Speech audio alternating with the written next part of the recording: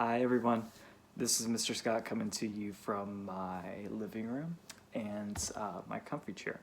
I hope that the day that you have been having or the day that you have had has been a joyful and happy one.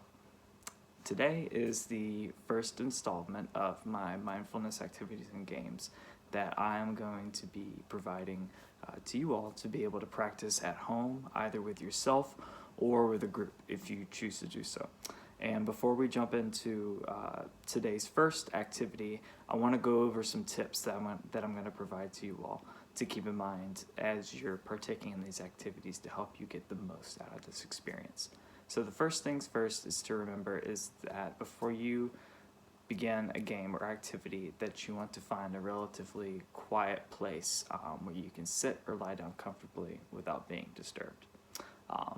And just as important to remember is that you want to feel safe while you're participating in these activities. So if that means you feel at most ease, whether that's sitting, standing, or lying down, do what makes you feel most comfortable and safe, because you're not going to be able to get the most out of this unless you're completely comfortable and completely safe.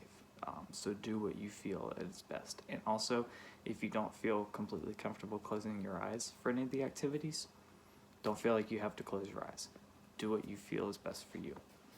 Next, one thing to keep in mind also is you may start to notice that as you try to focus on different sensations and feelings within your body, that may make you more tense than you are trying to actually make your body. So it's important whenever you notice that happening to acknowledge that that's happening without any judgment, and to slowly start to ease and relax your body so that way that you don't have any tension and you can be able to focus on whatever it is that the activity or game is asking you to focus on. And also, it's just as important to remember that there is no right or wrong way to play these games. Practicing mindfulness and meditation is supposed to help you feel calm, but it's also important to remember that the goal is for us to become more aware of whatever we are feeling in the present moment without judging it. We want to help ourselves to develop a kind inner voice that sounds something like someone saying to us, "It's really hard to sit still right now, and that's okay. Everyone feels this way sometimes. I can sit here, feeling my body and all the energy I have.